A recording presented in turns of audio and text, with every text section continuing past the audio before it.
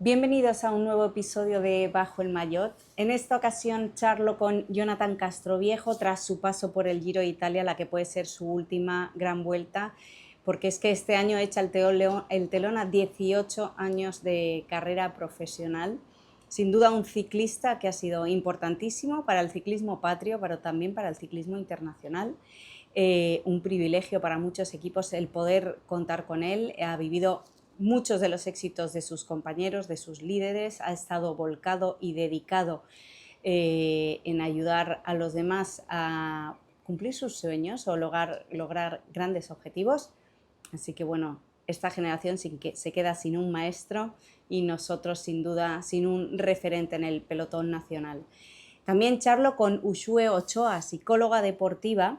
A mí siempre me ha interesado y a los que me sigáis o me hayáis leído, a poco que hayáis leído, siempre me interesa mucho la parte emocional y mental del ciclista y más allá muchas veces del rendimiento deportivo de las propias piernas. Y con Uxue la verdad que se ha establecido una conversación súper interesante que he partido en dos porque la verdad que estuvimos muchísimo tiempo hablando y quería que no os la perdieseis, ¿no? Y entonces podéis escuchar la primera parte de la charla con ella en este episodio y la segunda parte en el próximo, que ya os adelantaré quién será nuestro invitado.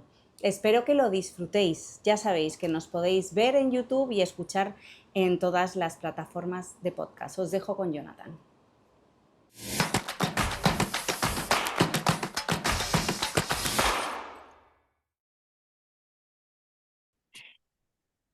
El invitado de hoy, la verdad que me hace mucha ilusión poder charlar con él, porque yo creo que es un ciclista al que no solo el pelotón, sino que todos los que seguimos este deporte admiramos y respetamos mucho.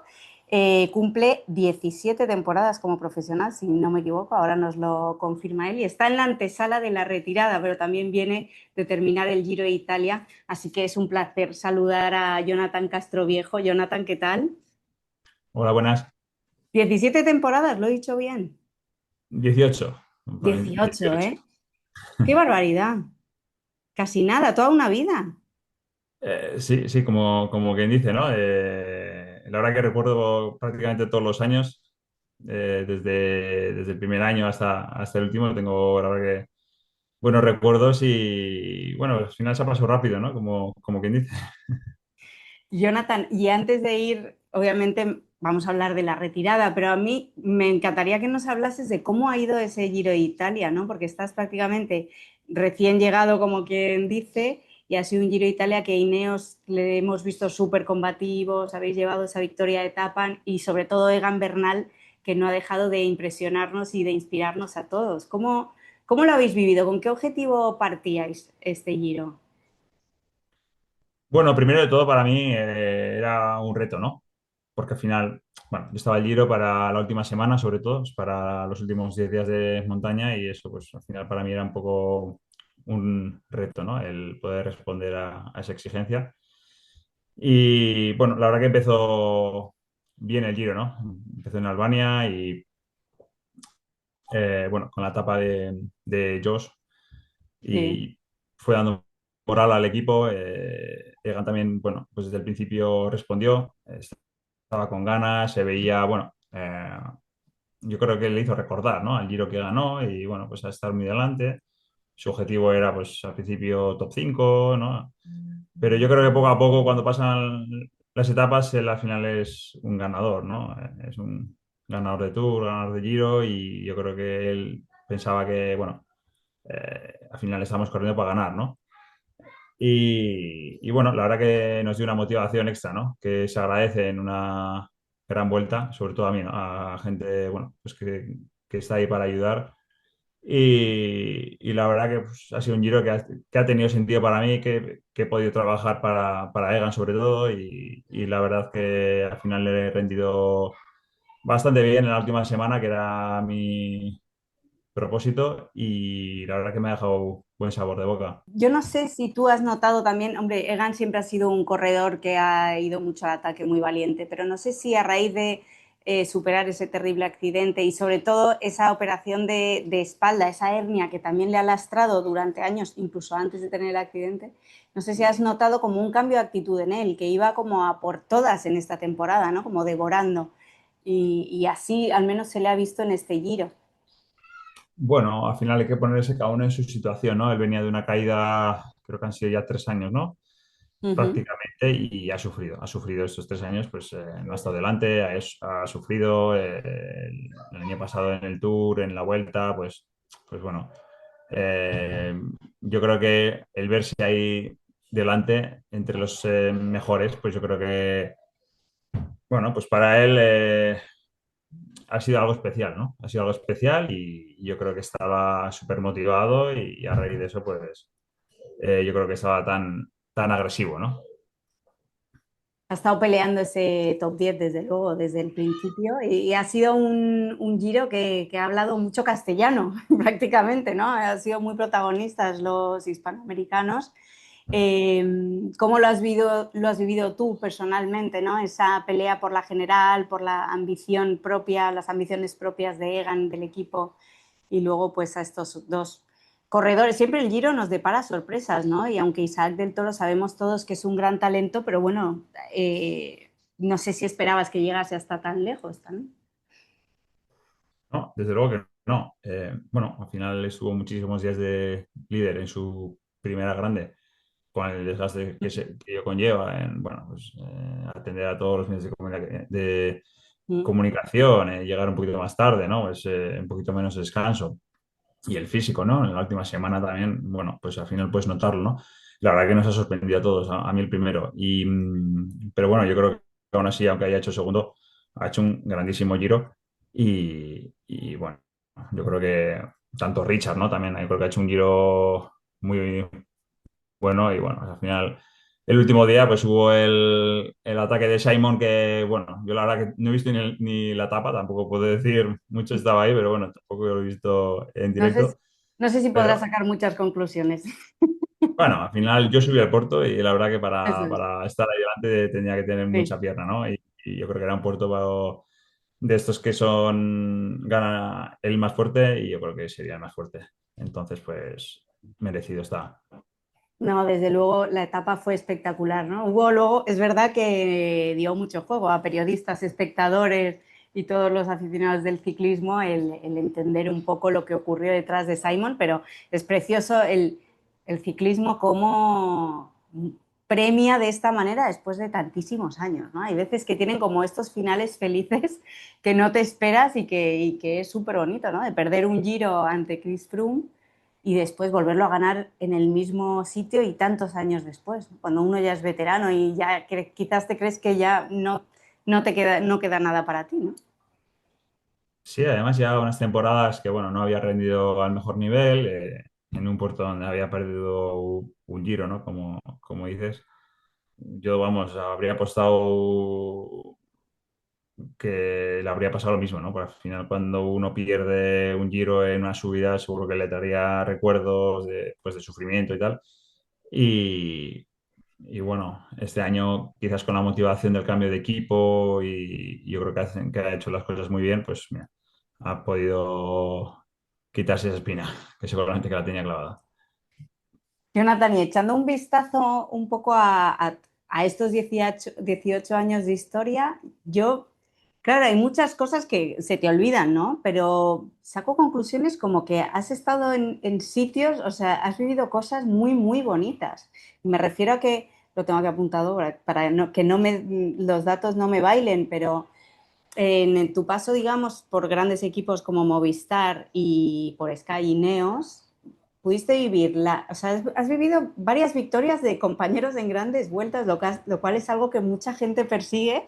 Y tú, si no me equivoco, y ahora te pregunto cuál es mi duda, estuviste en el Giro de Nairo de 2014, en la Ujú. Vuelta de 2016, llegaste a Ineos en 2018, victoria de Geraint Thomas en el Tour, y luego en el de Egan, ahora me corriges, ¿eh? Pero yo lo que no sé es si estuviste en el Giro de Nairo también. El Giro de enero del 2014, sí. Sí, sí. Ah, no, pero no, claro, ya está. No, si Y no hay luego, más. luego serían tres giros, el de Teo, Sí. el de Egan, Ah, también, claro. claro, el giro de Teo, sí, aquel año hice el Tour y el giro juntos, el año del COVID, y luego Sí, fue el, sí. el giro de Egan, exacto, eso es. Eso es un privilegio enorme, ¿o no? Sí, sí, tengo recuerdos súper bonitos además de esos tours, sobre todo bueno, de aquí a Vuelta a España en Formigal Es 2016, verdad. ¿no? Que ya ganamos con Nairo en Aguía Fuga. La Vuelta a España del 2012, cuando fue mi primera etapa en una vuelta grande que me puse de líder, Sí, en Pamplona era. en esa crono por equipos. Mm, No sé, luego momentos por ejemplo, en el Tour de Francia que, bueno, medio equipo estaba muy, bueno, pues, no estaba bien y creo que fue en el Tour de Ega, ¿no? Que me tocó a mí resolver ahí varios momentos bueno, pues que eras clave, ¿no? Bueno, que si no llegas a estar ahí, probablemente pues, igual no se hubiese ganado, ¿no? Luego el Giro de Teo, bueno, fue especial por el COVID también, ¿no? Fue muy duro. Ese Giro lo recuerdo como quizás la vuelta de 3 semanas más dura que he corrido, ah, sí. porque además fue en octubre, había menos luz, hacía como más frío. Estaban los 3 estos del COVID también, que, bueno, siempre quitaban tiempo. Todavía estaban las etapas estas súper largas, ¿no? Que, bueno, poco a poco se han ido reduciendo, pero bueno, aquel Giro todavía tenía 5 o 6 días de 250 kilómetros que, bueno, pues terminaban, ¿no? Y bueno, y sobre todo la última gran vuelta de Egan, ¿no? El Giro del 21, también, bueno, pues lo Mm, recuerdo muy bien, ¿no? Lo recuerdo con muy buena sensación. Y bueno, y otras también, ¿no? El Tour de Richard, que hizo tercero sí. en el 21, también tengo buenos recuerdos de haber rendido muy bien. Pero bueno, son muchas. Sí, son muchas, pero fíjate Sí, que, son muchas, sí. que en ese trabajo, quizás entre comillas, más invisible, ¿no? Menos, pues sí, menos visible de cara a los medios y tal, sois muchos los que siempre decís que os gustaría el haber estar en una victoria, una gran vuelta a un compañero, ¿no? Y tú, por lo que me has dicho, has estado en 5. Y en Innsbruck, ¿no? En el Mundial de Alejandro Valverde también. No, serían 6, creo, ¿no? 6. 6 grandes Dos vueltas. tours, una vuelta, ¿no? Sí, Giros, dos sí. giros. ¿Qué tres giros? Me has dicho tres. Tres giros. Nairo, Egan y Teo. Es Los tengo verdad. grabados. Es que Me ciclista avisas que perdí el amuleto. último día, no, pero. Oye, pero puede pasar que te conviertas como una especie de amuleto y ya los equipos, independientemente de tu talento, te lleven, ya digan, a esta Hombre, que gran tiene vuelta que. no puede faltar Jonathan. Luego tengo un muy buen recuerdo de los primeros tours también. Pasé el 2013 con Nairo, que creo que hizo Sí, segundo, que ganó los jóvenes, medio de joven, de la montaña. También tengo buenos recuerdos de ese tour. Y del 2015 creo que hizo segundo Nairo, tercero Alejandro, puede ser.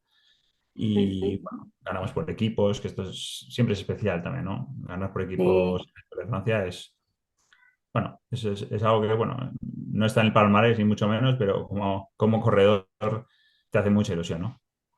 Oye, ¿y cómo de distinto, estamos hablando de que al final el resultado es el mismo, que es una victoria, ¿no? Pero ¿cómo de distinto era correr una gran vuelta protegiendo a un Nairo, un Alejandro en el equipo Movistar, a luego el Sky, que todavía era pues el equipo puntero, bueno, era el equipo puntero del momento, ¿no?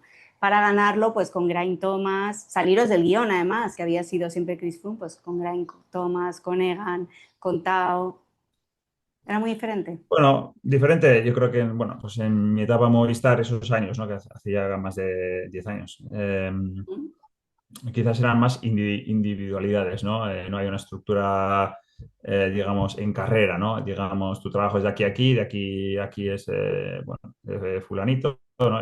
Bueno, pues eso todavía no había llegado, ¿no? Quizás en Sky sí, bueno, pues ya desde que llegué estaba esa estructura, ¿no? Con Nico, que le recuerdo, vamos, vamos, Nico Portal. los recuerdos de Nico. Y bueno, pues al final es donde aprendí un poco, ¿no? Pues cada rol de cada corredor, bastante metódico, ¿no? Ujú. Lo cual te permitía ahorrar muchas fuerzas y, bueno, pues limitar el desgaste, donde se medía el desgaste también, ¿no? De cada corredor y, bueno, yo creo que sí que era diferente, ¿no?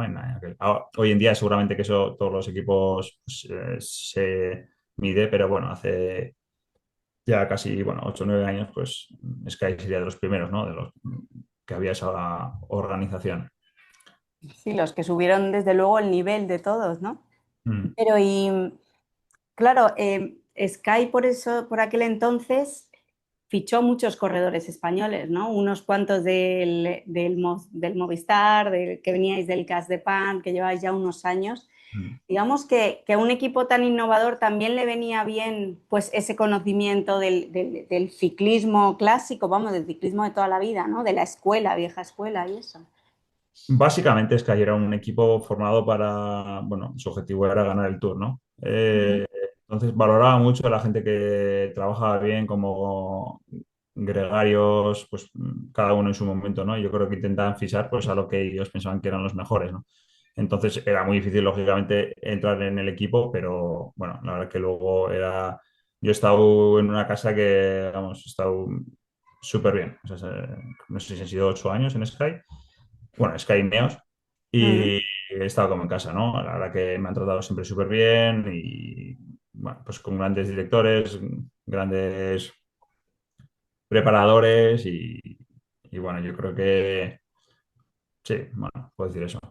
Siempre se ha hablado, ¿no? Del talento de todos los que trabajabais por esa victoria en una gran vuelta, ¿no? En un tour. Siempre se decía, ¿no? Que había varios corredores que por sí solos podían ser líderes en otros equipos o que a lo mejor podíais haber alcanzado más metas personales, ¿no? De no estar entregados al trabajo, digamos, de un líder. ¿Tú en algún momento has sentido eso o te has sentido como que renunciabas a algo? ¿O has sabido encontrar tu sitio y decir, bueno, pues esto es mi lugar y estoy contento con ello? Bueno, lo puedes pensar, ¿no? Está claro. Lo que pasa cuando es un equipo tan grande y al final te sientes valorado, ¿no? Yo creo que lo importante aquí es sentirte valorado, ¿no? Porque, bueno, si tú trabajas y no te sientes valorado, pues entonces está claro que intentas buscar otro camino, ¿no? Pero bueno, si estás contento y, bueno, y tu meta es ayudar a otros y, hombre, sobre todo estás bien valorado dentro del equipo con un buen calendario y yo creo que ha sido mi caso, ¿no? Luego tenía momentos puntuales donde, bueno, pues podía hacer alguna crono para mí y tal. Bueno, yo no he echado de menos eso, ¿no? Quizás sí que es verdad, igual alguna fuga, ¿no? Yo en fugas no he estado, creo que te las puedo contar con los dedos de la mano, pues sí que dices, bueno, pues en alguna fuga, una etapa, bueno, pues sí, pues bueno, pero me quedo con lo que he vivido y bueno, pues con el haber trabajado, yo creo que con todos los líderes que he trabajado y ya.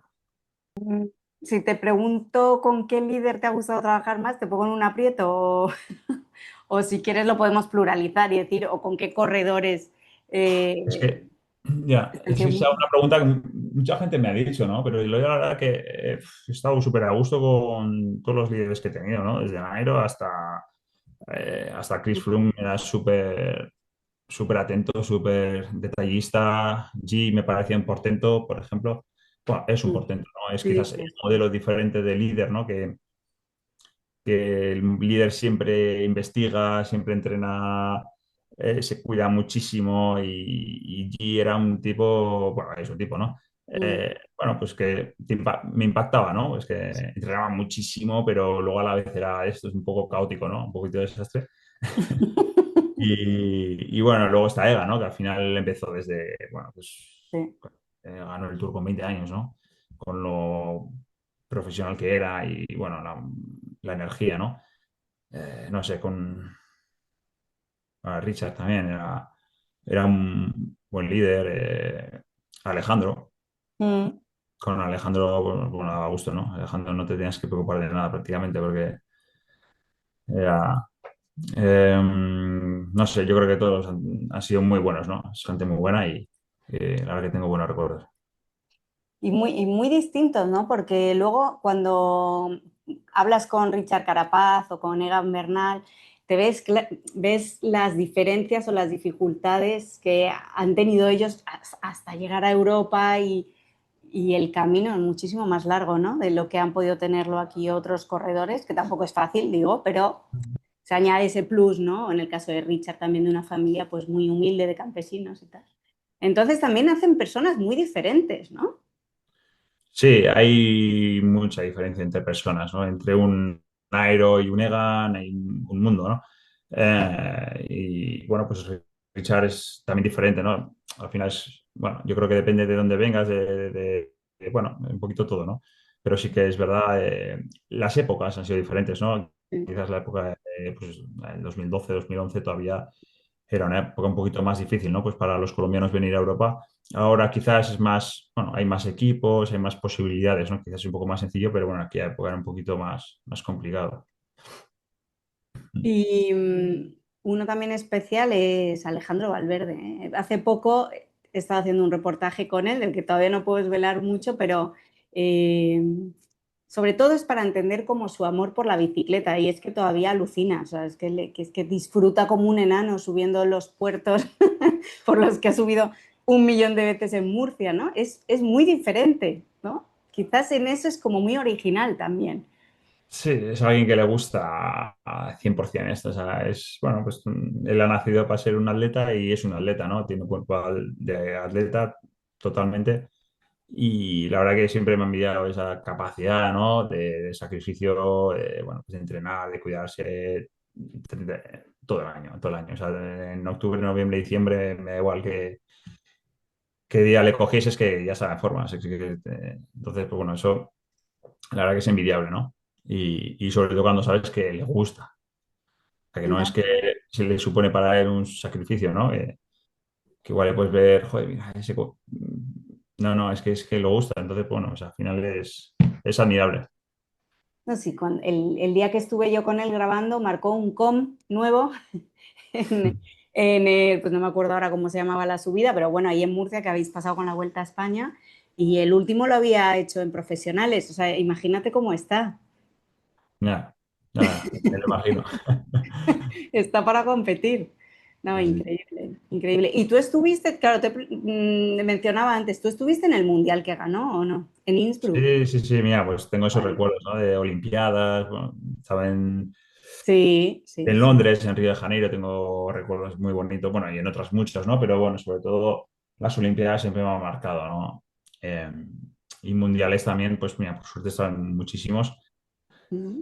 Y bueno, de los últimos fue la victoria de Alejandro, ¿no? Bueno, estaba Javier Mínguez, que también tengo un Sí. recuerdo buenísimo de Javier y del grupo que estábamos allí.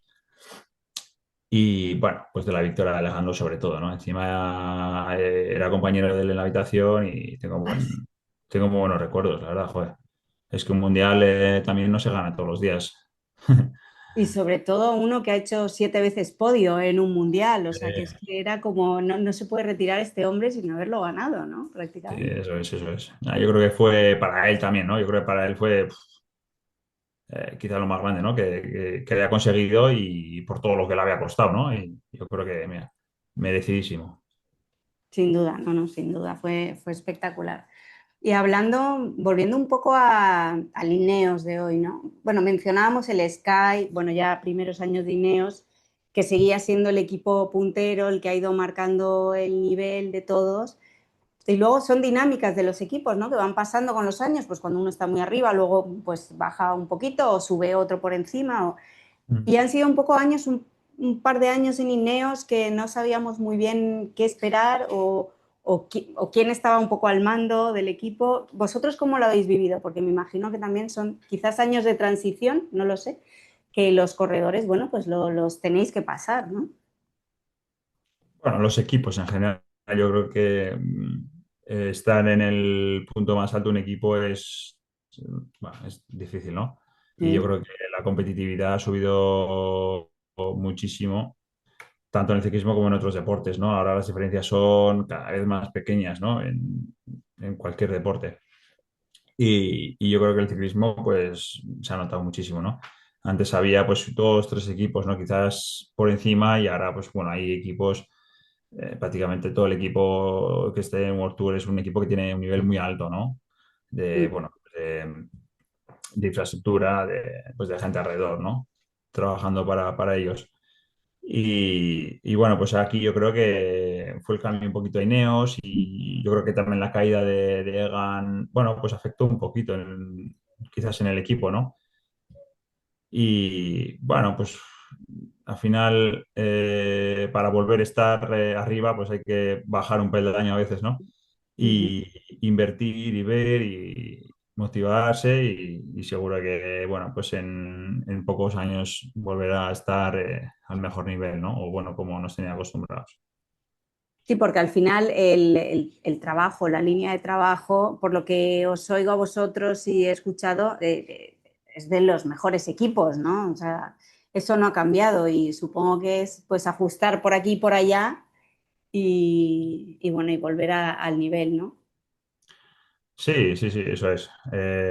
Bueno, siempre hay que tener buenos corredores también, ¿no? Invertir Claro. en, bueno, pues en cantera. Entonces, bueno, quizás ha habido un momento que otros equipos han tenido, bueno, pues han aventajado, ¿no? En fichar corredores quizás más jóvenes, y bueno, pues al final te has visto un poquito sin mercado, ¿no? Y yo creo que al final todo junto, ¿no? Entre eso y bueno, pues la mayor competitividad, todo va al milímetro, ¿no?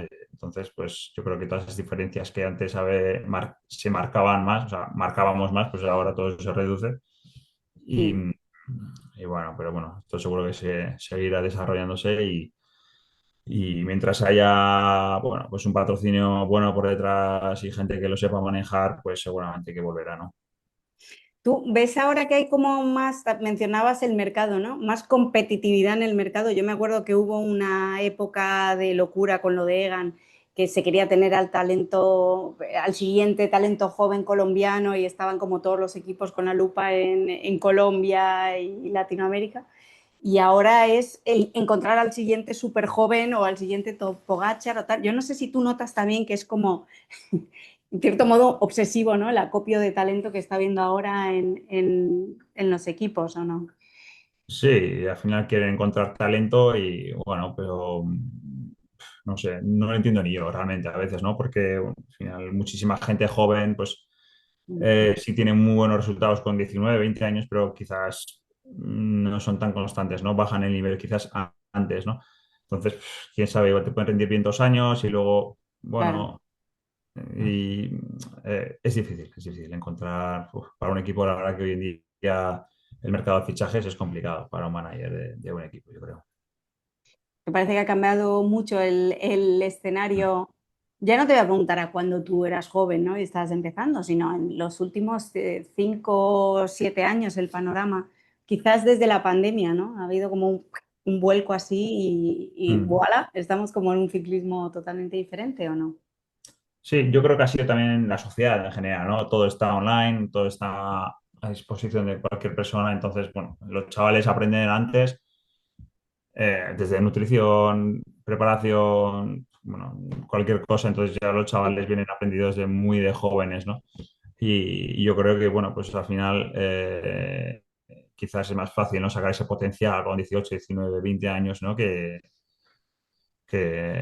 luego un poquito más tarde, no lo sé. En mi caso, la primera gran vuelta que hice, empecé con 25 años, fíjate, la primera gran vuelta. Sí. Totalmente diferente, ¿no? No sé, son dos épocas. Ahora mismo, ya te digo, desde los últimos, yo creo que a mí sobre todo los últimos 6 años, ¿no? Porque todavía hablo con gente que tiene, bueno, pues 27, 28, que todavía no era, bueno, pues era pues como muy parecido a lo que he vivido yo, ¿no? Y ahora de repente pues ha cambiado, ¿no? Estamos viendo noticias de, bueno, fichajes de juveniles de primer año, ¿no? Que, Mm. pues fíjate, eso es impensable, ¿no? Ha Y cambiado, o sea, los líderes cada vez los vemos más jovencitos, pero también te pregunto por los gregarios, ¿no? Nunca hablamos de ellos, pero es que la edad media, incluso de los que componen el equipo, ¿no? Ha bajado muchísimo también en ese sentido. sí, los horarios yo creo que ha ido a menos, ¿no? El corredor que está ahí, que sabe su trabajo, quizás es la mayor falta que haya ahora mismo, pero especialmente porque no se necesita. tanto como antes. Entonces, los equipos buscan rendimiento, buscan puntos, buscan victorias y ya está, básicamente. Entonces, solamente pues quizás un equipo o dos que estén, pues en este caso Pogačar, ¿no? Que tiene un Mm. líder muy sólido, pues puede, bueno, pues gestionar un poquito el equipo con algún gregario de muy buen nivel. Pero ya te digo, el resto yo creo que es una figura que ha bajado mucho, ¿no? Porque ya te digo, yo creo que los equipos buscan rendimiento y puntos y bueno, pues ya está. Claro, esa figura del capitán que solía ser alguien, bueno, pues como tú, ¿no? Por ejemplo, alguien así más veterano o al menos con mucha experiencia, ¿no? El capitán en ruta durante una gran vuelta. Claro, eso a lo mejor ahora recae en alguien que no llega ni a la treintena, ¿no? O ni a los 28, quizás. Sí, sí, no, las mías de las edades, bueno, no sé exactamente, pero en mi Mm. equipo, pues, no sé, en el Giro, ¿no? Pues, por ejemplo, no sé, el segundo más, yo creo que el segundo más, con más edad sería Egan, que tenía 27, o sea, creo que tiene 27, ¿no? Y fíjate, tengo 38, ¿no? Pues Egan 27 y, y el resto estaban ahí por debajo, ¿no? Entonces, bueno, pues es que, es que la media de edad es muy baja. Le hace sentir a uno mayor sin serlo. Sí, sí, eso es. Jonathan, y volviendo a Ineos, claro, este año ha sido un año de muchos cambios porque se ha marchado o se ha invitado a irse a mucha gente que lleva ahí muchísimo tiempo, entre otros Xavi Arteche, que ha sido Ujú. el performance manager, ¿no? Y que también coincidiste con él en Orbea, si no me equivoco, como director, o fue en Fundación Euskadi, no, en Orbea, ¿no? Seguros, en Seguros En Bilbao, Seguros Bilbao, eso es, al luego inicio Movistar, también en estuvo Movistar, es de verdad. probador en Sky, Neos, Sí. toda la vida prácticamente, sí. Sí, sí, sí, ha pasado por este podcast y la verdad que es un lujo escucharle, ¿eh? O sea, súper didáctico, muy interesante. Pero bueno, no era por él precisamente por quien te quería preguntar, sino por toda esta época de cambios. ¿Notas que habéis empezado con un pie distinto el año? Se está intentando como volver a ese nivel o a ese Ineos que conocemos, que conocíamos. Bueno, es difícil porque al final tienes que tener quizás el corredor, ¿no? Pues Sí, sí, sí. para conseguir ese resultado, ¿no? Pero se está corriendo bien, agresivo, yo creo que el equipo tiene muy buenos corredores. Sobre todo se empezó muy bien el año, ¿no? Con muchas carreras delante y demás. Bueno, yo creo que esa va a ser la dinámica, ¿no? Del equipo, ¿no? De correr pues más agresivo, ¿no? Yo creo Ay, que- mm. me contabas que el Giro ha sido tu última gran vuelta, ¿no? Aquí has puesto punto y coma de momento. O Bueno, al final en no grandes lo puedo vueltas. decir al 100%, pero sí, al 99,9% sí, porque bueno, yo creo que no sería capaz de preparar, bueno, en este caso la vuelta, ¿no? Para estar a un buen nivel. Como al final, si vas a una gran vuelta es para estar a un buen nivel, no estar ahí uno más. Entonces, Claro, claro. yo Y creo me que imag- eso es.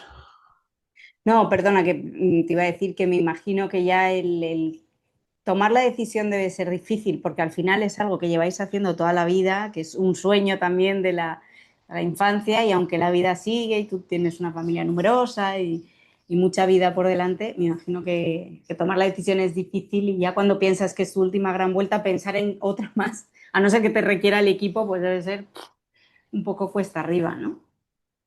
Sí, yo la decisión al final bueno, desde el año pasado, finales ya la sabía, ¿no?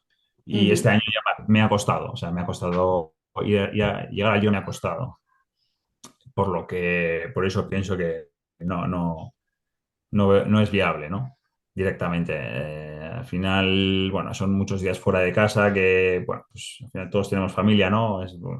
Bueno, por lo menos yo. Y yo creo que ya es el momento de, bueno, pues les debo, ¿no? Les debo, les debo mucho y yo creo que, bueno, pues ya está, ¿no? Claro, ¿y qué cuesta más, a nivel físico o mental? ¿No? Una vez que ya has tomado la decisión, estas últimas pedaladas? No, yo creo que esto es cuestión de cabeza, ¿no? Al final, Mm, físico, mientras te responda y estés a un nivel bueno, ya te digo, no te cuesta, ¿no? Es más, bueno, pues tu familia, el entorno y el psicológico. claro. Al final tienes que organizar muchísimas cosas, pensar en muchas personas alrededor tuyo, más los entrenamientos bueno, pues cada vez la velocidad en el pelotón es mayor, también es un punto importante pues de todo esto, ¿no? Antes había medias de 30 y algo, ahora siempre son 40 y pico, ¿no? Mm. Bueno, yo creo que todo junto, ¿no? Todo junto, la decisión ha sido fácil, ¿no? En mi caso. ¿Qué vida te proyectas? Es decir, cuando el 31 de diciembre se termine tu contrato, pero me imagino que te habrás bajado del adictio de la competición antes, ¿qué proyectas a partir de entonces? De momento no tengo nada, bueno, relacionado con el ciclismo no tengo intención de seguir. Quizás una ayuda puntual en alguna carrera de casa. Siempre me han gustado mucho las motos y tal. Bueno, pues, echar una mano o con la sociedad de donde en que he hecho, pues, por ejemplo, sin problema, ¿no? Pero nada que me conlleve, bueno, pues una atadura más allá, ¿no? Y bueno, disfrutar de la familia, hacer a mí me gusta mucho trastear otros deportes, cocinar, bueno, yo creo que no me voy a aburrir, ¿no? Y bueno, siempre tengo alguna cosita en la cabeza, algún pequeño business, pero bueno, estar activo. ¿Y qué otros deportes te gustan? ¿Te apetece ahí tantear? Pues mira, siempre running, quiero correr un poquito más, que bueno, siempre corro todos los inviernos, pero mira, es algo que me gusta y sobre todo algún deporte de agua, ¿no? El surf siempre pensaba que Ah, no sí. sé surfear, pero bueno, siempre es algo que me gusta mucho el esquí y demás y bueno, pues yo creo que quiero aprender. A ver si... Qué A ver bueno. si... O sea, que eres deportista, no eres ciclista solo, sino que te gusta el deporte en general, Sí, practicarlo. claro, claro, sí, sí, sí, sí. Qué bueno. Y con todo el conocimiento que tú tienes y no vas a seguir en el ciclismo ligado. A veces da pena porque es como dices, jo, este talento, ¿sabes? Sí, sí, Tanto sí, que aportarías. da pena, pero yo creo que es lo que necesito, ¿no? A mí me Ya, gustan muchas cosas fuera del ciclismo, muchas, y es algo que, bueno, pues, me gusta más, ya he vivido prácticamente, ya conozco este mundo, ya conozco. sí. Sí que es verdad que desde un punto de vista de ser director y tal, es totalmente diferente, pero quiero ver otras cosas, ¿no? Entonces, bueno, pues es lo que yo creo que tengo que hacer. Y un poco me lo has mencionado, ¿no? Pero tus mejores años, ¿cuáles dirías que han sido? O es cierto que has podido como pellizcar algo de casi todos, ¿no? Con esos dos juegos de los que hablabas también, ¿no? Sí, yo creo que he sido alguien que ha mantenido el nivel físico muy estable, ¿no? Sí. Quizás a veces no se vean los resultados, pero el rendimiento yo creo que ha estado todos los años, lo he tenido, siempre ha habido picos muy buenos, ¿no? Pues yo qué sé, tengo recuerdo del 2016, tengo un muy buen recuerdo Mm. de sí, de las Olimpiadas de Río, Sí. que tuve una caída muy complicada en el Algarve y bueno, yo llegaba a Río creo que sin competir durante los últimos 4 meses o no sé si hice alguna carrera. Y hice cuarto y bueno, a 3 segundos del podio aquello para mí era como, no me lo creía. Eh, sí. De Y luego verdad. además gané el europeo ese mismo año y la vuelta también con Nairo. Ya, y la medalla de bronce del mundial, yo creo que fue un año, bueno, un año bonito. Sí. Y dices que ha sido muy Eso en cuanto a consistente. contrarreloj, quizás, ¿no? Ahí era mi Sí. momento de contrarrelojista. Luego, quizás a partir de ese año ya fue un poco más, bueno, más trabajar para otras personas, ¿no? Mi trabajo era más en la montaña, ¿no? Y muchas cronos, pues al final era guardar lo máximo posible pues, para rendir al día siguiente, durante, bueno, pues muchas grandes vueltas, ¿no? Tuviste Y años, bueno, muchos años, ¿no? Todos te conocíamos sobre todo por esa faceta de contrarrelojista y subías la montaña ahí en primer plano trabajando con tus líderes, que es que daba gusto verte, ¿no? Se sí, veía que hicimos, estabas muy bien. bueno, esos años, bueno, y luego los mundiales ya no me acuerdo, pero yo creo que 2015, Sí, 2014 estaba ahí en el top 5. Bueno, al final ha sido una regularidad bastante buena, ¿no? Y luego en montaña, ya te digo, también tengo desde buen nivel, siempre tengo recuerdos muy buenos, ¿no? Pues el Tour del 2018, de 2019, con Richard en el 2021, tengo muy buenos recuerdos en puertos donde había ya muy poquita gente y bueno, pues yo estaba por ahí, ¿no?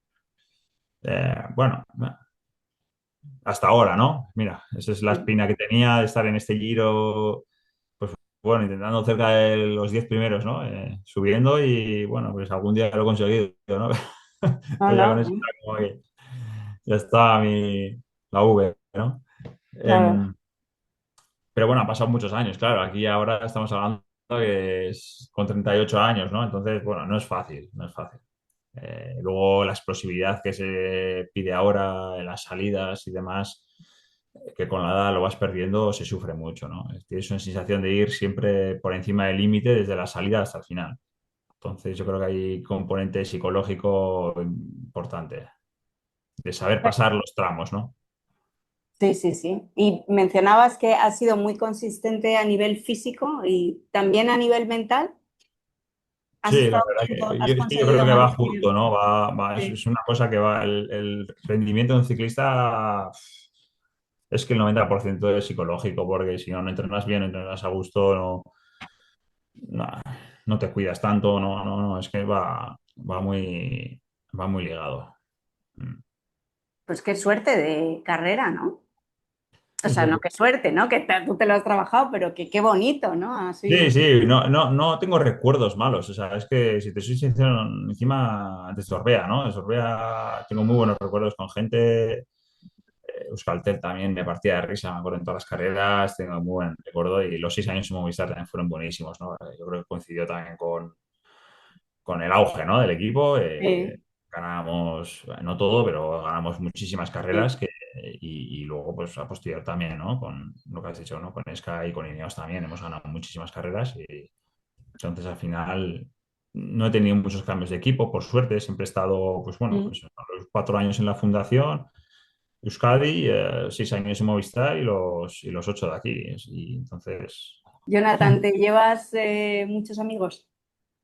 buah, muchos, muchos, sí, sí, sí. Sobre ¿No? todo, bueno, pues sí, gente que has estado muchos años con ellos, ¿no? Y vivencias y la verdad que tanto de auxiliares, cocineros, Mm. ciclistas, mm, mucha gente, ¿no? Yo creo que sí. ¿Sabes más o menos de aquí no sé, no sé si sabes una carrera donde te vayas a retirar, donde ahí sí que cuelgues la bicicleta o todavía no está diseñado del todo tu calendario este final? No está diseñado y la verdad que no es una cosa que me preocupe, ¿no? Cualquier carrera es Vale. digna de, oye, de poder terminar, que sea Mm, la última y bueno, como al final como si es en China, ¿eh? Al final yo encantado. Eh, muy bien. Cuando empecé en el ciclismo fue unos años que siempre estábamos con la maleta todo el día, que sea Australia, Argentina se corría mucho, Dubái, en Colombia, Tour de Colombia y tal. Bueno, es una manera de acabar, pues bueno, como empecé, ¿no? Prácticamente. Claro. Y bueno, pues al final cualquier carrera yo creo que estaría contento. Oh, pues Jonathan, yo te deseo lo mejor. La verdad que nos va a dar pena que te retires, porque sois corredores a los que os hemos estado siguiendo mucho y que yo sinceramente creo que habéis dejado el ciclismo español muy alto con vuestro trabajo y sacrificio y dedicación. Y me alegro que haya sido una carrera tan bonita, oye, porque al final uno, hasta que no se detiene bien, bien, bien a estudiar todo, no dices, oye, pues está bonita, ¿eh? Mira, Jonathan, si te llegas a aburrir, puedes escribir sobre cada una de las victorias de una gran vuelta en un libro espectacular. Pues nada, disfruta mucho, que no te entre la nostalgia ni la melancolía y muchas gracias por tu tiempo. Te seguimos, ¿eh? Te seguimos hasta el final, ya sabes. Nada, muchas gracias a ti, oye, por hacerme la entrevista y si queréis cualquier cosa, aquí estoy. La siguiente invitada del episodio de hoy es Ushue Ochoa, a ver si lo pronuncio bien, es psicóloga especializada también en rendimiento, en alto rendimiento, digamos, o en deporte de élite. Y Ushue, ¿qué tal? Pues Bueno, nada, es ahora buenas encantada de tardes, venir a buenos tu días. espacio.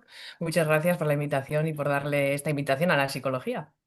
Pues es que es un tema que a mí me interesa desde siempre, desde que empecé en ciclismo por allá en 2007, en un mundo que no tenía nada que ver con el mío, que me llamaba mucho la atención como la desatención a muchas cosas, ¿no? Sobre todo como mujer en un mundo muy masculino. Y yo siempre soy la pesada que en las crónicas, en todo, se enfoca un poco en la parte emocional de decir, pero ¿cómo debe estar esta persona después de esto o lo otro, ¿no? Ujú. Y el algoritmo me ha llevado a ti, o sea que Aquí casualidad estamos. que sí, de pronto me apareciste y luego me han hablado también corredores de ti. Digo, bueno, yo tengo que hablar con ella sí o sí. Luego te leí en una entrevista con Carlos Arribas en El País y bueno, y toda esa historia nos lleva hasta hoy. Ushue, ¿qué importancia tiene la psicología, tú crees, en el deporte de élite? A ver, yo creo que es como la pata de la mesa o del banco que ya nos podemos olvidar de él, ¿no? Sí que ha sido la invisible o la olvidada. Entonces, creo que más o menos después de los Juegos Olímpicos de Río, ahí hubo muchos deportistas que empezaron a manifestar un poco sus dificultades emocionales y cómo se podían solventar, y ahí es como que empezó a tener auge 2016 y luego ya en el 20 con el confinamiento, pues creo que fue un tema que se puso encima de la mesa no solo en lo deportivo, sino ya a nivel Mm. social. Y desde entonces es cuando ya creo que ha empezado a tener su valor. No porque ahora de repente lo tenga y antes no, sino que ahora le hemos empezado a dar como, por lo menos, investigación, interés, espacio, que aún creo que muchos no saben hasta dónde puede aportar la psicología en diferentes ámbitos. En este caso, si hablamos en el deportivo, pues está claro que cuerpo y mente van de la mano, son uno, no somos dos cosas distintas, como yo siempre digo. Por lo tanto, muy importante, pero yo también me animo siempre a decir, que la psicología no lo es todo, pero está en todas partes. Siempre digo como esa frase como reflexiva, ¿no? Que por muy bien que estés mentalmente, efectivamente, si no tienes la parte corporal, física, fisiológica, pues no vas a poder rendir. Y si tienes la parte fisiológica y no tienes la mental, puede también, ¿no?, perjudicar en tu rendimiento. Por lo tanto, un tándem imprescindible para considerarlo totalmente en el ser humano y en la salud mental. Fíjate que siendo el ciclismo un deporte que está como tan basado en la agonía prácticamente diaria, ¿no? No sé si esto hace que sea todavía más necesario o no lo sé, te pregunto, que pueda haber ahí más fisuritas o más cositas así que atajar. No sé si también tu trabajo va en la parte como a fortalecer esa parte mental, ¿no? O te encuentras más casos pues, de ciclistas que a lo mejor estén sufriendo pues, por temas de presión o otros agentes que puedan venir desde el equipo. Mm. ¿Ves como un patrón parecido A ver, ha ido cambiando. Estoy de acuerdo con lo que comentas, Laura, en el sentido de la razón de consulta, vamos a decirlo así, al principio sí que era más con problema, directamente, ¿no? Ujú. Estoy descontrolado, la ansiedad me puede, no gestiono la presión, miedo en ir en el pelotón, en la tensión que hay, o he tenido una caída, ahora me cuesta gestionarlo.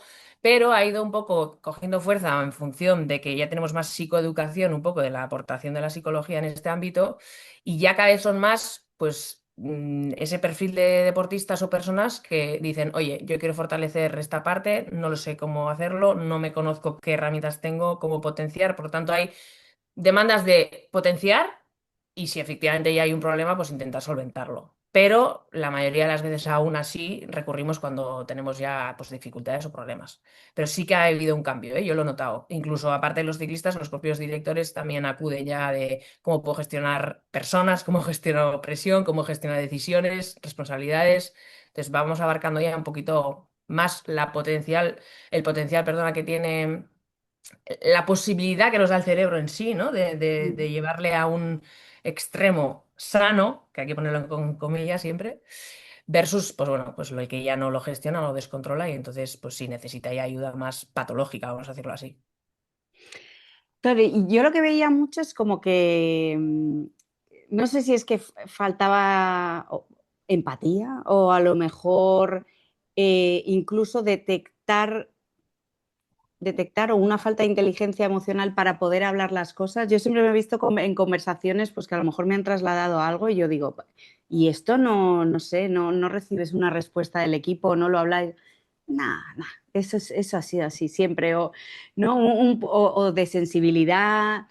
No sé si eso también, poco a poco, lo que tú dices, ¿no? Que va cambiando, que la gente también está más abierta a hablar las cosas, se preocupa por esa parte, pero si también son capaces de detectar, ¿no? ¿Cuál es el problema que están sintiendo? Es muy importante lo que acabas de decir, porque el contexto valida si puedes tener la narrativa o no de lo emocional, ¿no? Al final, creo que en el ciclismo todavía hay mucho de que si te has roto la clavícula pero has llegado a meta, ostras, eres un crack, ¿no? Y si encima sigues en carrera y puedes aportar a tu líder 2 días aunque estés muerto, ¡buah! Eres un crack, ¿no? Pero ¿qué pasa con el que dice no puedo, me voy a casa? ¿Qué pasa con el que dice estoy triste? ¿Qué pasa el que dice tengo una situación familiar complicada, no conecto con la carrera? Claro, todo eso siempre ha sido como visto algo frágil, algo vulnerable, algo débil en negativo. Pues claro, está esa parte, ¿no? De lo tradicional, lo antiguo, que cuanto más podías sufrir, aguantar el dolor, eras más fuerte, versus que ahora eso hay que empezar a intentar entenderlo como inteligencia emocional y cuidado y gestión de aquello que me pasa emocionalmente, qué me dice mi cuerpo, cómo actúo. Entonces, es un deporte, como bien dices, muy sufrido. Tenemos que considerar que el cerebro lo tenemos programado para evitar cualquier tipo de sufrimiento. Por lo tanto, es como incoherente, ¿no? Entonces me meto a sufrir todo el día aquí en el pelotón. ¿Qué hago? Claro, el cerebro todo lo que intenta hacernos todo el rato es boicotear eso. No quiere sufrir. Incluso si ya ha aprendido que le vas a llevar a sufrir, los avisos y los señales te los va mandando mucho antes que lo habitual. Entonces, efectivamente, por eso el campo del entrenamiento, la nutrición, también están trabajando mucho la inteligencia emocional para que estemos preparados, uno, para tolerar ese sufrimiento y dos, para saber detectar los límites que debe de haber en cada uno. Pero yo creo que todavía hay desconocimiento de cuándo empieza a ser sano, cuándo no empieza a ser sano. Si estoy en patología, lo puedo verbalizar, no lo puedo verbalizar, cuándo sí, cuándo no. Yo muy bien de veces digo, ¿no? El líder de un equipo que se está ahora intentando meter en la lucha del Tour, Mm. ¿puede verbalizar que tiene miedo o no? Es un debate, ¿eh? Mm. Bueno, pues no, porque es el líder tiene que ser correcto, no puede decir sus miedos, no puede verbalizar, no puede... Bueno, el año pasado Vingegaard, después de la caída del País Vasco, lo verbalizó y dijo, no sé cómo voy a estar, no sé cómo llego, tengo miedo. Eso es muy bueno que te lo haga tu propio líder. Claro, otros dicen, no, tú tienes que ser correcto, tú no puedes verbalizar ninguna fragilidad, ni mucho menos, porque de ahí cae todo el equipo. Entonces, creo que ahí hay todavía mucho trabajo que hacer en cuanto a sensibilizar, que es un poco la palabra que yo uso mucho de cuándo sí, cuándo no, para normalizar de que somos pura emoción todo el rato y el deporte en sí es pura emoción. Entonces, esa exposición en este ciclismo, que cada vez es pura y emocionalmente activa, pues tendríamos que tener desarrollado un poquito más, por empezar en algún lado. Fíjate, pero llevamos unos años que en las entrevistas del Tour, por ejemplo, los ciclistas se rompen a llorar. Yo no sé, me viene la de Matej Mohoric hace 2 años que mostró una empatía que yo no he visto nunca y hablaba de que se sentía mal por los compañeros a los que había ganado porque sabía lo duro que era estar allí, ese sentimiento de no pertenecer al pelotón. Se me pone la piel de gallina todavía. Me pareció una entrevista, unas declaraciones increíbles. Y luego también el año pasado, Campenaerts también pues estuvo llorando por todo el periodo malo que había pasado en un equipo, Van Aert en la Vuelta a España. Son señales, o sea, nos están mandando ahí señales y veo que nadie las recoge, ¿no? O no le dan, incluso en los medios, la relevancia que tienen. Y yo estoy ahí con el micrófono escuchándoles y digo, y esta pobre gente, ¿cómo lo está pasando para romperse de esta manera, ¿no? En una entrevista después de una victoria, que es la oportunidad que tenemos de escucharles, pero que qué de cosas pasan, ¿no? Que no sabemos. Lo que yo refuerzo y lo que aplaudo es que por lo menos lo vayan verbalizando, Mm. cosa que antes ni siquiera se hacía eso, ¿no? Que uno empezaba a llorar y era como, no puedo y me voy aquí de la zona de entrevistas, ¿no? Ahora lo sacan, lo verbalizan, lo de alguna manera normalizan, porque efectivamente el sacrificio que hay detrás, bien emocional, bien familiar, bien social, bien que si renuevo, no renuevo, que si confían en mí, que si no confían, que si vengo de una lesión, de una enfermedad, de una mononucleosis eterna, yo qué sé.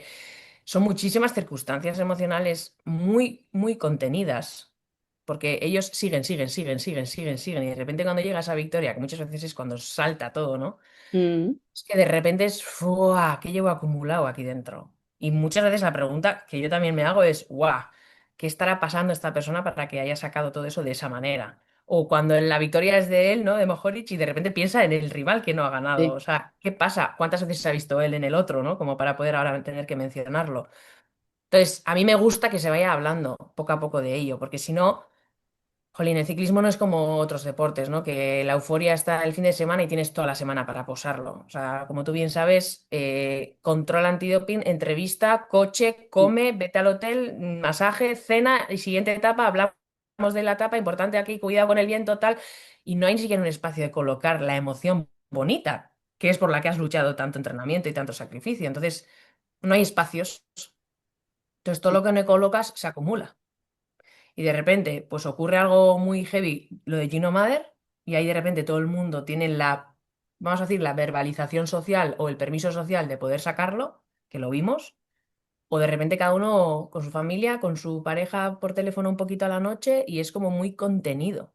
Entonces, claro, que sí, ahora se verbalice y si lo saquen, y creo que vuestro espacio es muy interesante, porque es en el momento donde de repente verbalizáis lo que hasta ahora no está verbalizado, es muy bonito que por lo menos vayamos viéndolo. sí, sí. Luego algunos lo viven más incómodo o menos incómodo, pero es muy bonito que ocurra.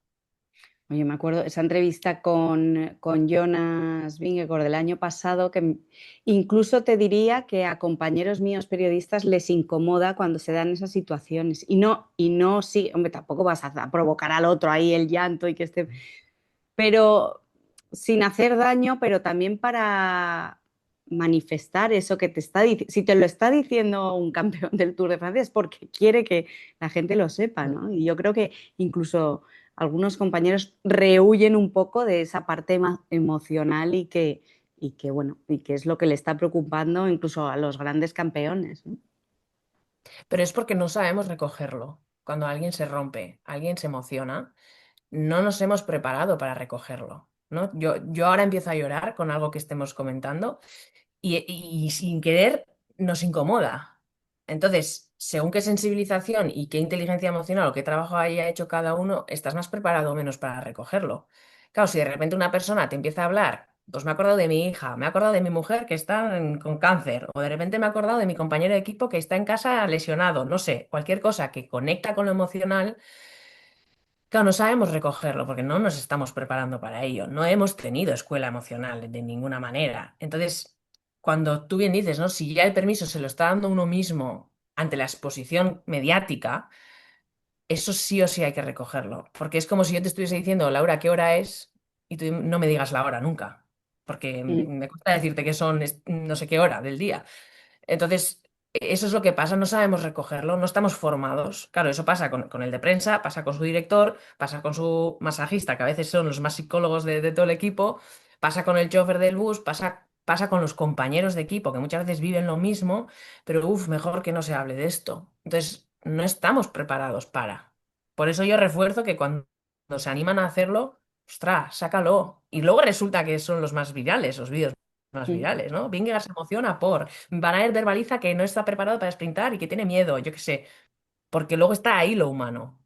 Y eso sí que al cerebro y al corazón le encanta, porque el vínculo viene de lo emocional. O sea, cuando alguien no te conecta o no hay feeling, la famosa palabra feeling, nunca sabemos definir lo que es, pero es cuando vinculamos y ahí es cuando conecta a la persona. Las entrevistas en sí, ¿no? Sin que yo sea periodista, pero tenéis que buscar la magia de cómo vincular con esa persona. Y eso es pura emoción. Y luego resulta que nos incomoda esa emoción. Es súper incoherente, pero es curioso. Total. Fíjate que yo no he tenido el placer de hacer tanto ciclismo femenino, pero cuando lo he cubierto, las metas, o sea, son otra cosa. Mm. Las emociones ahí sí que fluyen, eh, sean buenas, malas, o sea, no se esconden. Yo no sé si es caer en una generalidad, el decir que todavía las mujeres manifestamos, ¿no?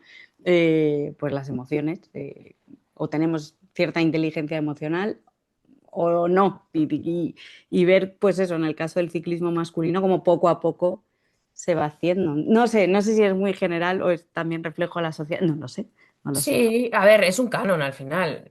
Ujú, No tenemos que olvidar que la mujer sí ha sido, ¿no?, más etiquetada antiguamente con el cuidado, el vínculo, por lo tanto con lo emocional, versus el hombre que era el que traía dinero y casa, o sea, cosas a casa, y lo vinculativo era más en lo emocional la mujer. Claro, yo siempre digo, es que no es masculino o femenino, es que el deporte es pura emoción. De hecho, mm, esa es la adrenalina, eso es lo que les engancha para llegar a querer vivir de ello. Hay algo emocional que me mueve, que me llena, que me satisface. Entonces, si el deporte ya es emoción, tiene que haber una canalización emocional. Claro, cuando lo manifiesto o en la exposición que pueda tener, si soy mujer y ya está permitido, es más fácil que el hombre en sí. Yo también trabajo, ¿no?, con mujeres ciclistas y he podido ver también, como tú dices, y es muy diferente. Pero en cambio también he visto que al ser un deporte que ha ido un poco detrás del masculino, también se han convertido las mujeres a veces en un poquito más frías, más disociadas del ujú. mundo emocional, porque no nos tenemos que olvidar que en muchísimas estructuras muchos directores y managers son chicos.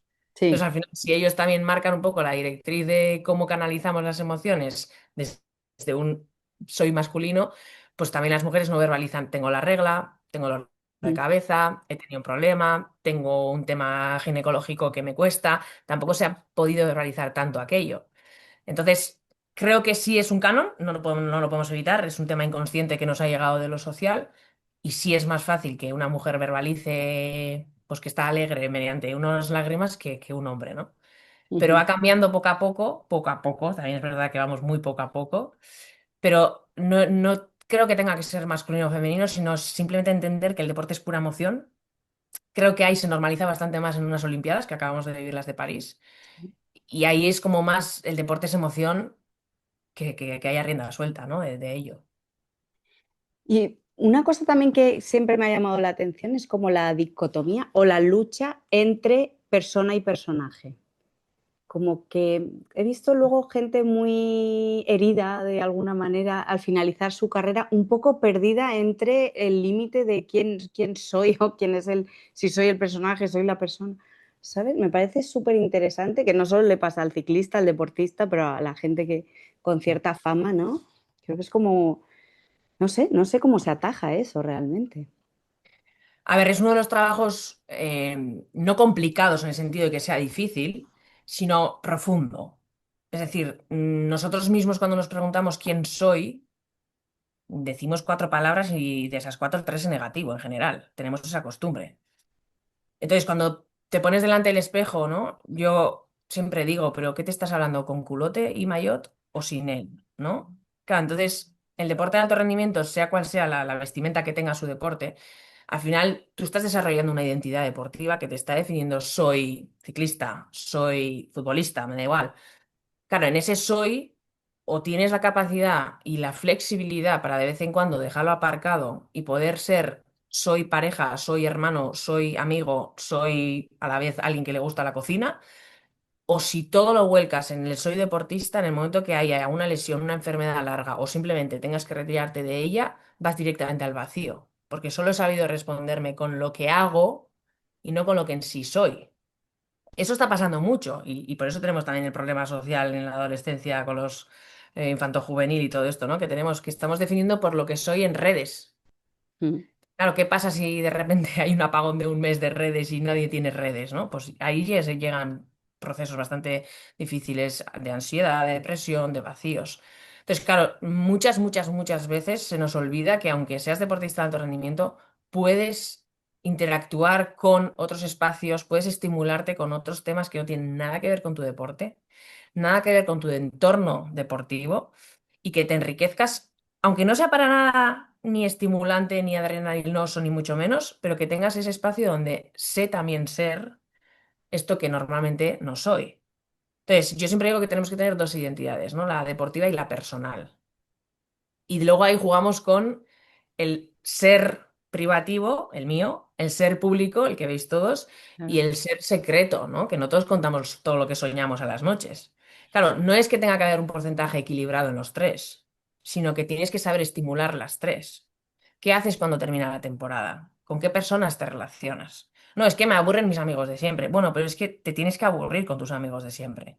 ¿Qué otros deportes o otras actividades te pueden interesar? No, ninguna. Es que yo también de vacaciones cojo y me voy con la bici a los Alpes. Mal. Claro, no es mal, es tú has aprendido a ser aquello, tienes una Mm.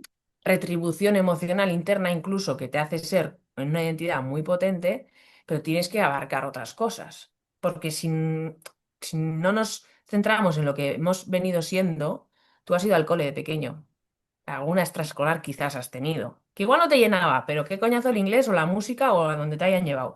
Pero aquello te daba este estímulo que te estoy hablando, ¿no? Entonces, este es el problema que estamos viendo a día de hoy, que cada vez más jóvenes llegan mucho antes al alto rendimiento con unas vidas tan profesionalizadas y tan directamente fijadas en solo aquello que, como vemos, o son dos o tres las estrellitas que llegan a ser quienes son y el resto están luego con un trabajo mental que hacer brutal, porque de repente se han apartado de incluso académicamente de un bachillerato. Se han apartado de posibles, no sé, música, deporte, cocina, otros temas, o de viajar, o de conocer Sí. personas. Entonces ahí es un tema complicado, no por ser difícil, sino por ser profundo. Porque al final cuando tú te miras al espejo, ¿qué ves de ti ahí? Y eso pasa. Y es un trabajo, a mí me gusta mucho, pero la retirada deportiva tiene eso aquel. Porque claro, tienes que renunciar a alimentar esa parte tuya que veías en el espejo y además veían los demás en caso de que tengas fama y empezar a crear otro. Claro, Mm. pero ¿qué me gusta si no me llena nada? ¿Pero qué hago si ahora, si a mí lo que me llenaba está ahí? Entonces muchos deciden seguir vinculados a ese deporte, bien, pues comentaristas, directores, masajistas, auxiliar, ¿no? En ese caso, en el deporte del que estamos hablando, el ciclismo, existe eso, y otros no quieren saber nada. Nada. O sea, hay gente que 6 años, 12 sin tocar la bici, no quiere saber nada y me monto mi empresa o me busco otra manera de funcionar, pero siempre hay un proceso de duelo. Claro, ¿cómo empiezo a procesarlo si no renuncio a lo que en teoría he sido o todavía Claro. me sigo siendo, ¿no? Sigo viéndome. Entonces es un tema, pues un melón el que acabas de abrir, pero para eso, ¿no? Lo preventivo y ya los protocolos de incluso el Comité Olímpico que también lo ha incorporado, etcétera, es, o sea, intenta con los estudios llegar a lo máximo posible. Encima hay facilidades ahora, puedes sacar las asignaturas con menos, o sea, con menos carga, digamos, académica anual, pues a ampliar tus años de carrera. Que no quieres una universidad, vete a un módulo, no sé, algo de cocina, clases de guitarra, no sé, algo. Yo siempre digo. Incluso punto cruz, pues punto cruz, haz algo que te saque de tu maillot, ¿no? Diario. Sí. Cuesta, ¿eh? Cuesta mucho por cómo se están montando el futuro, los representantes vienen antes, las Claro. expectativas vienen antes y te sacan muy fácil de tu infancia y adolescencia. No, y que luego yo creo que, o sea, cuando eres de ciclista profesional, ¿no? Tienes también un estatus a nivel social, pues cuando vas a los planes o a, yo qué sé, si es que van a planes, ¿no? Con esta vida que lleva, pero bueno, imagínate a una boda, eres el gran atractivo de la pandilla, y claro, cuando te retiras, me imagino que hay un vacío, ¿no? Lo que tú dices, que no sé cómo llenan, ya no me refiero tanto en el día a día y todo, ¿no? La ausencia de competición, Sí. sino esa parte de, pues ya no soy el ciclista buenísimo que has hecho en el Tour, que has hecho, ¿no? Lo que tú dices, el abandonar el personaje me parece una tarea complicadísima. El querer hacerlo, no sé. De hecho, la tarea empieza por transitar ese vacío, que es el que intentan evitar o posponerlo todo el rato. Y de repente llenan la agenda. Lo que nunca he hecho con mi vida deportiva, ahora todo en mes y medio. Ya, pero ha pasado el mes y medio y ahora qué, y ahora qué, y ahora qué. Entonces hay que transitar ese vacío y echar de menos. Llorar no tiene por qué ser un recurso, pero a veces ese vacío tiene un echar de menos, tiene un que recuerdas de aquella persona, de aquel personaje, qué echas de menos, qué te gustaría, qué recuerdas que tampoco te gusta. Entonces hay que transitar ese vacío, que el personaje, yo siempre les digo, nunca se va a ir del todo. No. Porque alguno te reconocerá, alguno te pedirá una foto, alguno te invitará a no sé dónde, a lo que sea, pero sí que lo vas a tener que transformar, ¿no? Entonces, hay que transitar ese vacío y no todos están dispuestos. Claro, eso está condicionado con cómo ha sido la retirada. Si ha sido voluntaria, si ha sido meditada, si ha sido elegida, si ha sido de repente no tengo equipo y no tengo otra que dejarlo, si ha sido en mi mejor momento y no me quieren. Entonces, ¿cómo transitas eso, no? Pues primero igual hay que hablar con la rabia, hay que hablar igual con el miedo. Entonces, pero hay que transitarlo y es lo que más vértigo nos da en general a todos. El personaje luego se transforma. Esto es así. Miguel Indurain sigue siendo personaje, de otra manera, ¿no? Por decirlo de alguna manera. Entonces, cualquier persona que haya sido tan expuesto, pero que habrá que ver internamente cómo lo ha llevado en personaje, persona, porque a veces ni siquiera lo saben diferenciar. O sea, Claro, yo, claro. yo les hago el ejemplo de saca tu personaje, ¿no? ¿Cuál es? ¿Qué tamaño tiene? ¿Qué color? ¿Cómo es? Y dicen, no, si ese soy yo, no, pero háblale en tercera persona y les cuesta sacarlo. Claro, de repente ese sacar es empezar a conectar con el vacío. Es empezar un no quiero, echo de menos, ya, pero no, no, no, no quiero, no quiero, no quiero, no quiero. Por eso hay una parte de transición. Hay personas que lo hacen más fácil que otros, según cómo han terminado de cansados o de agotados o de quemados, pero luego hay un...